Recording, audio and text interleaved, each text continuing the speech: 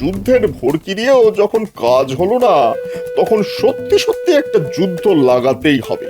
যুদ্ধ মানেই অনেক টাকার খেলা, আর টাকার খেলা বাড়ার সাথে সাথে আমারও খেলা শুরু হবে।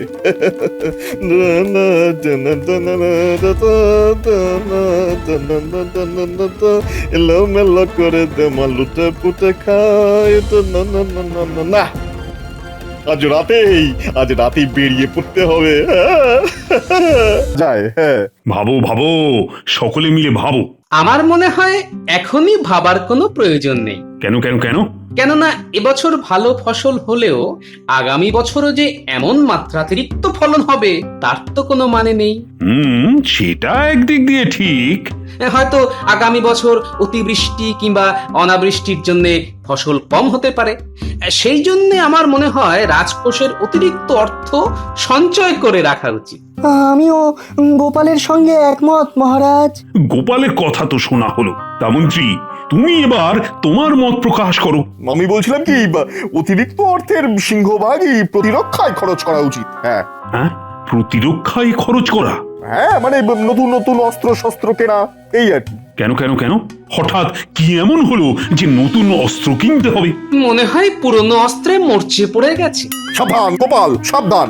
ঠিক আছে ঠিক আছে, আমি আর কোনো কথা বলছি না। মহারাজ, যেটা বলছিলাম আর কি, আমাদের তো শত্রুর আর অভাব নেই।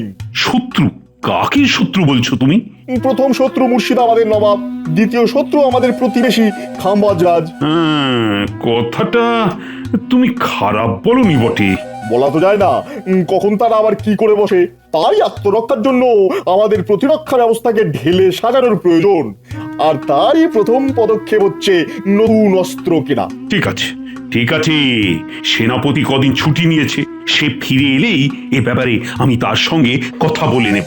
সেনাপতিকে আবার এর মধ্যে টানার কি দরকার মহারাজ? ও তো শুধু তলোয়ার ঘোরাতে আর হুড়ুম দারুম করতেই জানে। কূটনীতি বা অস্ত্র কেনার ব্যাপারে ও কি বোঝে? আমি ভেবেছিলাম কোনো কথা বলবো না, কিন্তু আর কথা না বলে যে থাকতে পারছি না। অস্ত্রের ব্যাপারে সেনাপতি কিছু বোঝে না, আর যত বুঝে গেলেন আমাদের মন্ত্রী মশাই। গোপাল, কথার মাঝে এভাবে মন্তব্য করতে থাকলে আমি কিন্তু তোমায় সভা থেকে বের করে দেব। তার আর কোনো দরকার নেই মহারাজ, আমাকে কদিনের জন্য ছুটি দিয়ে দিন, আমি আর রাজসভায় আসবো না। গোপালের সাহসটা একবার দেখেছেন মহারাজ? ঠিক আছে, যাও যাও, তবে এমন ব্যবস্থা করব না যে চিরকালের জন্য তোমার এই রাজসভায় ঢোকা একেবারে বন্ধ হয়ে যাবে। হ্যাঁ,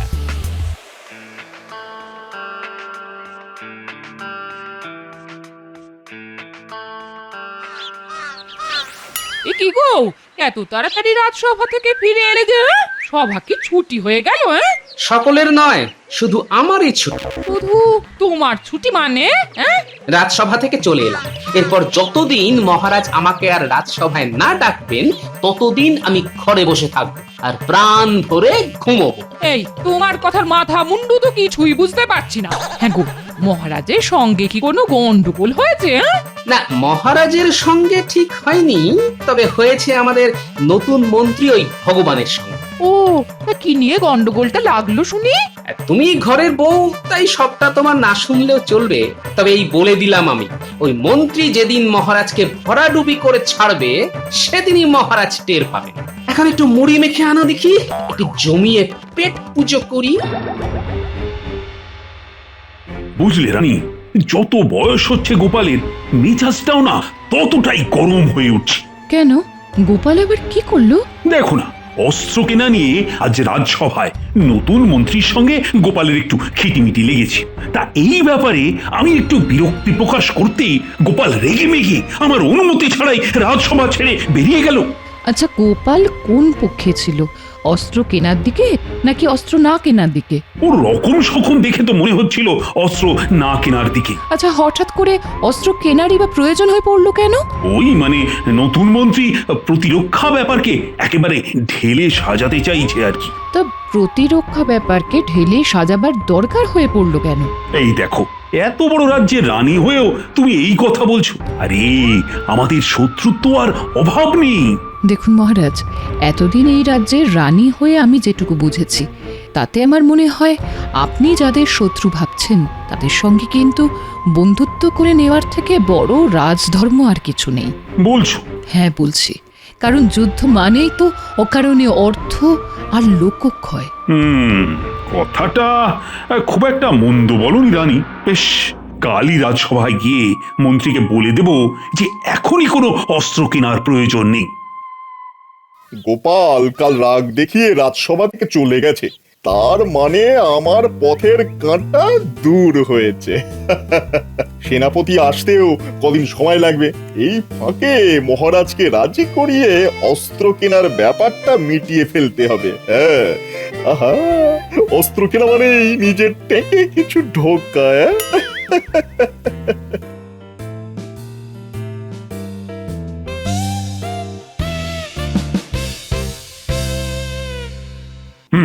তাহলে সভার কাজ শুরু করা যাক। আচ্ছা মহারাজ, গোপালকে একবার ডেকে পাঠালে হতো না? না না না, ও যখন একবার তেজ দেখিয়ে চলে গেছে তখন ওকে ডাকার আর কোনো প্রয়োজন দেখি না। মন্ত্রী, এবার বলো আজ কোন বিষয়ে আলোচনা হবে? ওই মহারাজ, অস্ত্র। না না না, এখনই অস্ত্র কেনার কোনো প্রয়োজন নেই। কিন্তু মহারাজ, কালই তো আপনি অস্ত্র কেনার ব্যাপারে এক প্রকার রাজি হয়ে গিয়েছিলেন। কিন্তু পরে ভেবে দেখলাম আমরা যাদের শত্রু বলে ভাবছি তাদের সঙ্গে বন্ধুত্ব করে নেওয়ার থেকে বড় রাজধর্ম যে আর কিছুই নেই।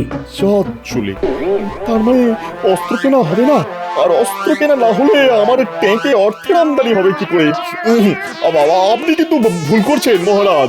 এই শত্রুদের সঙ্গে যেচে বন্ধুত্ব করতে গেলে তারা আমাদের দুর্বল ভেবে বসবে। হ্যাঁ, দেখো, যাদের তুমি শত্রু ভাবছো তারা তো তেমন ভাবে আমাদের সঙ্গে কোনো শত্রুতা করেনি। সবটাই তো আমাদের অনুমান মাত্র। অনুমানটাই অনেক সময় সত্যি হয়ে যায় মহারাজ। সে তুমি যাই বলো না কেন, তাহলে এটাই ঠিক হলো যে এখন কোনো অস্ত্র কেনা হচ্ছে না।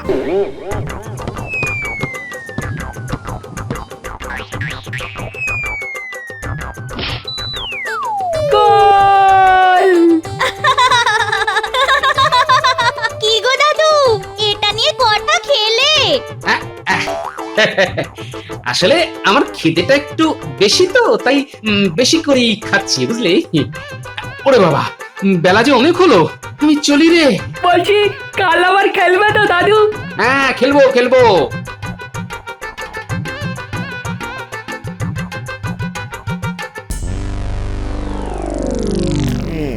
যুদ্ধের ভড়কি দিয়েও যখন কাজ হলো না, তখন সত্যি সত্যি একটা যুদ্ধ লাগাতেই হবে। যুদ্ধ মানেই অনেক টাকার খেলা, আর টাকার খেলা বাড়ার সাথে সাথে আমারও খেলা শুরু হবে।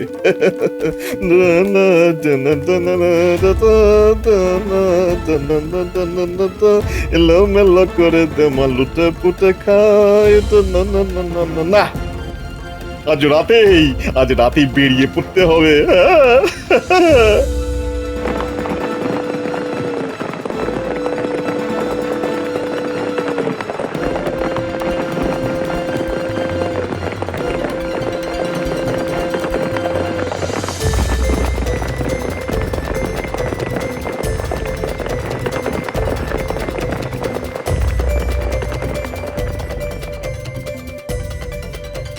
কাকে চাই? আমি কৃষ্ণনগর থেকে আসছি, রাজাকে গিয়ে বলো বিশেষ দরকার। ঠিক আছে, অপেক্ষা করো।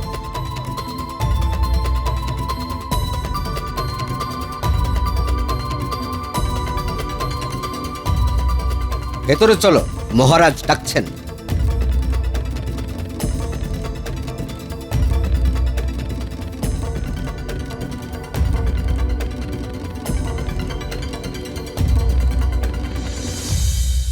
তোমাকে তো ঠিক চিনলাম না। না চেনাই স্বাভাবিক, কারণ আপনার সঙ্গে এই প্রথম আমার সাক্ষাৎ। আমি কৃষ্ণনগরের নতুন মন্ত্রী। হ্যাঁ হ্যাঁ হ্যাঁ, শুনেছি বটে। কৃষ্ণনগরের পুরাতন মন্ত্রী অসুস্থ বলে নতুন মন্ত্রী নিয়োগ করা হয়েছে। হ্যাঁ হ্যাঁ হ্যাঁ, শুনেছি। হ্যাঁ, তা এত রাতে আমার কাছে কি প্রয়োজনে? আপনাকে গোপনে একটা খবর দিতে এলাম মহারাজ। গোপন খবর? এরকম? আমাদের রাজা কৃষ্ণচন্দ্র অতর্কিতে আক্রমণ করে আপনার রাজ্য দখল করে নিতে চায়। হ্যাঁ। সে কি বলছো তুমি? কৃষ্ণনগরের সঙ্গে আমার সম্পর্ক তো খারাপ নয়। তাতে কি এসে যায় মহারাজ? আসলে জানেন তো, রাজ্য দখলের নেশা মানুষের সব সম্পর্ক, সকল বন্ধন নষ্ট করে দেয়। হ্যাঁ, আমাদের মহারাজের এখন হয়েছে সেই অবস্থা। তামাম বাংলার অধীশ্বর হওয়ার জন্য তিনি একেবারে পাগল হয়ে উঠেছেন। হ্যাঁ, তাহলে উপায়? উপায় একটাই, আগে ভাগে কৃষ্ণনগর আক্রমণ করে আমাদের মহারাজকে নিরস্ত্র করা। হ্যাঁ, প্রয়োজন হলে কৃষ্ণনগর জয় করে মহারাজ কৃষ্ণচন্দ্রকে সমুচিত শাস্তি দেওয়া। কথাটা খুব একটা খারাপ বলনি। আচ্ছা, তুমি আমার প্রতি এত সদয় হলে কেন? এত রাতে খবর নিয়ে এলে কেন আমার কাছে? বলছি এক এক করে সব বলছি। এক, আমি যুদ্ধ চাই না, কারণ আমি জানি যুদ্ধের লাভের লাভ কিছুই হয় না, শুধু অকারণেই অর্থ আর লোকক্ষয় হয়। আর দুই, মহারাজ কৃষ্ণচন্দ্রের পাগলামিতে সারা রাজ্যবাসী একেবারে অতিষ্ঠ হয়ে উঠেছে। আমি তাদের এই পাগলামির হাত থেকে পরিত্রাণ দিতে চাই। হ্যাঁ, ঠিক আছে, ঠিক আছে, কাল থেকেই আমি যুদ্ধের প্রস্তুতি শুরু করে দিচ্ছি। 2-1 দিনের মধ্যেই কৃষ্ণনগর আক্রমণ করব, আর কৃষ্ণচন্দ্রকে সিংহাসনচ্যুত করে তোমাকেই বসিয়ে আসবো সিংহাসনে। ওরে বারে বাহ, এ তো দুদিক দিয়ে লাভ। হ্যাঁ, যুদ্ধ বাঁধিয়ে পকেট গরম, আর যুদ্ধ শেষে মহারাজ হয়ে সিংহাসনে বসে পড়া। হ্যাঁ বাবা, আমি তাহলে যাই মহারাজ। তাহলে আর তোমাকে আটকাবো না, তুমি আসতে পারো। এই যে বলি কি গো, আজ রাজসভায় যাবে তো? হ্যাঁ, আহা, একবার তো তোমায় বলেছি, মহারাজ নিজে ডেকে না পাঠালে আমি আর রাজসভামুখ হচ্ছি না। ও মা, এ কি কথা গো? দাও দাও দাও, বাজারের থলিটা দাও, দেখি ভালো কিছু মাছ পাই কিনা। দাঁড়াও, আনছি।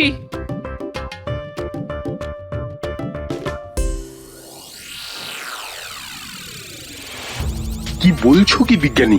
আমি তো ছিলাম ছুটিতে, আর সেই সময় আমাকে বাদ দিয়েই। তাহলে আর বলছি কি, নতুন মন্ত্রী তো অস্ত্র কেনার জন্যে একেবারে পাগল হয়ে উঠেছিল, আর সেই নিয়েই তো গোপালের সঙ্গে বিবাদ। অবশেষে মহারাজ রাজি হলেন না বলে নতুন মন্ত্রী কিছুটা দমে গেল। তবে মুখ দেখে খুব একটা খুশি বলে তো মনে হয়নি আমার। গোপাল ছাড়া রাজসভা? না না বিজ্ঞানী, মহারাজের অনুমতি নিয়ে আমি কালই গোপালকে রাজসভায় ফিরিয়ে নিয়ে আসবো। হ্যাঁ, তাহলে তো খুবই ভালো হয়। দেখো, চেষ্টা করে দেখো। প্রণাম মহারাজ।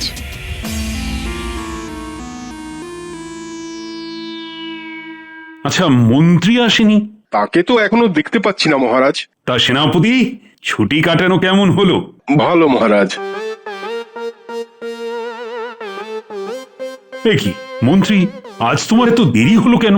ওই যে আসবার সময় হঠাৎ এক আত্মীয়ের সঙ্গে দেখা হয়ে গেল, তার সঙ্গে কথা বলতে বলতে একটু দেরি হয়ে গেল মহারাজ। আচ্ছা, সকলেই যখন এসে গেছো, তাহলে সভার কাজ শুরু করা যাক। মহারাজ, আমি কি একটা কথা বলতে পারি? বলো বলো বলো। বলছিলাম কি, গোপালকে সভায় দেখছি না কেন? তেজ দেখিয়ে ও বাড়িতে বসে আছে। আপনার অনুমতি পেলে ওকে কি আমি ডেকে নিয়ে আসবো? না না না, তার কোনো প্রয়োজন নেই। গোপালকে ছাড়াই রাজসভার কাজ যেমন চলছিল তেমনই চলবে।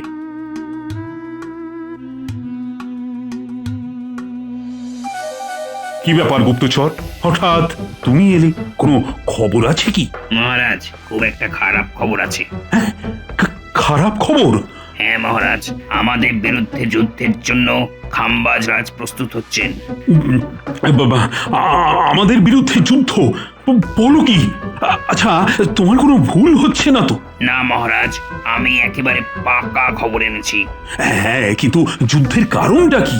সেটা ঠিক বলতে পারবো না। আসলে আমাদের রাজ্য জয় করাই খাম্বাজ রাজের উদ্দেশ্য। এবার বুঝতে পারলেন তো মহারাজ, কেন আমি অস্ত্র কিনতে বলেছিলাম? আচ্ছা গুপ্তচর, খাম্বাজরাজ কি আমাদের রাজ্যের উদ্দেশ্যে যুদ্ধযাত্রা শুরু করে দিয়েছেন? এখনো করেননি, কিন্তু যতদূর জেনেছি তাতে কালকেই যুদ্ধযাত্রা শুরু করে দেবেন। হ্যাঁ, কালকে শুরু করলে আমাদের এখানে পৌঁছতে পৌঁছতে পরশু। না না না, আর দেরি করা যায় না। সেনাপতি, তোমার সৈনিকদের প্রস্তুত হতে নির্দেশ দাও। যথাজ্ঞা মহারাজ। আচ্ছা, তোমার অস্ত্র শস্ত্র যথেষ্ট পরিমাণে আছে তো?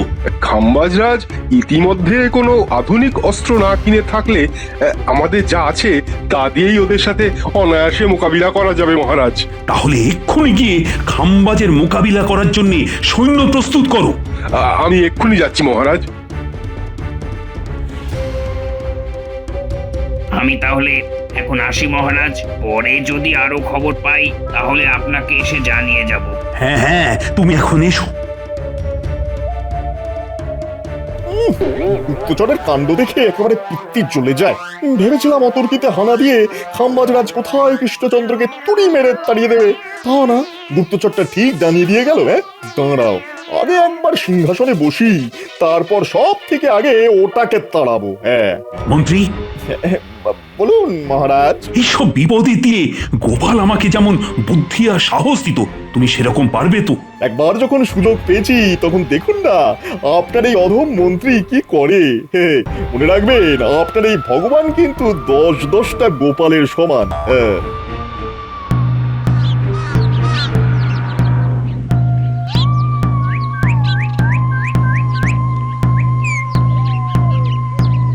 শোনো শোনো শোনো, খাম্বাজরাজ আমাদের কৃষ্ণনগর আক্রমণ করতে আসছে।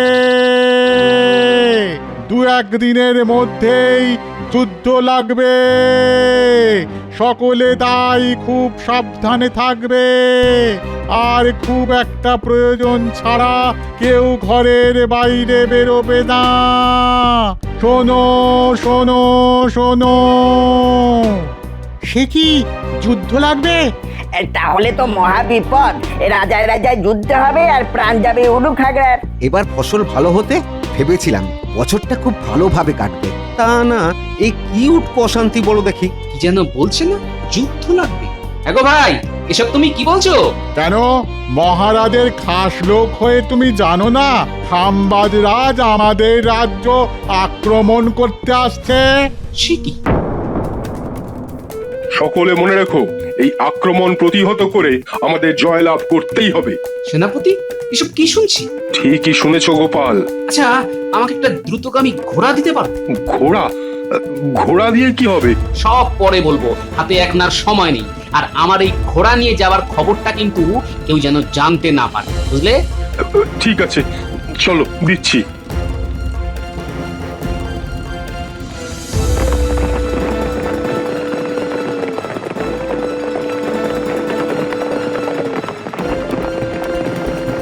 ব্যাপারটা মহারাজের কানে তুলে গোপালের বিরুদ্ধে ওনাকে আরো খেপিয়ে তুলতে হবে। হ্যাঁ,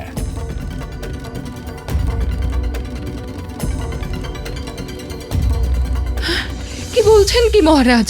খাম্বাজ রাজা আপনার বিরুদ্ধে যুদ্ধ করতে আসছে? হ্যাঁ, হ্যাঁ, আমার অতি বিশ্বস্ত গুপ্তচর তো সেই খবরই দিয়ে গেল। কিন্তু খাম্বাজ রাজ তো আপনার বন্ধু ছিল। ভুল রানী, ভুল। রাজনীতিতে বন্ধু বা শত্রু বলে কিছুই হয় না, সবটাই স্বার্থ আর রাজনীতির নোংরা খেলা। আচ্ছা, গোপালকে একবার খবর দিলে হয় না? গোপাল? ব্যক্তিগত মান অভিমানের সময় কিন্তু এখন নয় মহারাজ, এটা নয়। আমার এই অনুরোধটা আপনি রাখুন মহারাজ, গোপালকে ডেকে পাঠান। কাকে আর ডেকে পাঠাবেন মহারাজ? সে তো কৃষ্ণনগর ছেড়ে পালিয়েছে। কি বলছো কি মন্ত্রী? গোপাল কৃষ্ণনগর ছেড়ে পালিয়েছে? কিন্তু কেন? কিছু মনে করবে না রানীমা, আমার মনে হয় খাম্বাজরাজকে এই যুদ্ধের জন্য আসল উস্কানিটা গোপালই দিয়েছে। হ্যাঁ, আর যুদ্ধ আসন্ন দেখে সে সরাসরি ওই দলে অংশগ্রহণ করতে গেছে। আমার কথা বিশ্বাস না হলে কাউকে পাঠিয়ে জেনে নিন না এই মুহূর্তে গোপাল এই রাজ্যে আছে কি নেই। কিন্তু গোপাল এমনটা করবে কেন? বুঝতে পারছেন না? ওই যে সেদিন আপনি গোপালকে রাজসভা থেকে বের করে দেবেন বলেছিলেন, গোপাল হয়তো সেই অপমানের শোধ তুলছে। হ্যাঁ, হ্যাঁ, গোপাল এত বড় নিমকহারাম? হে ঠাকুর, ঠাকুর, এই বিপদ থেকে কৃষ্ণনগরকে তুমি রক্ষা করো ঠাকুর। আর সেই সাথে এটাও প্রমাণ করো যে আমার গোপাল নেমো খারাপ নয় ঠাকুর। জয় মহারাজ কৃষ্ণচন্দ্রের জয়। জয় মহারাজ কৃষ্ণচন্দ্রের জয়। সকলে জীবন বাজি রেখে যুদ্ধ করবে। মনে রাখবে, এই যুদ্ধের সঙ্গে আমাদের রাজ্যের মান ইজ্জত সব নির্ভর করছে।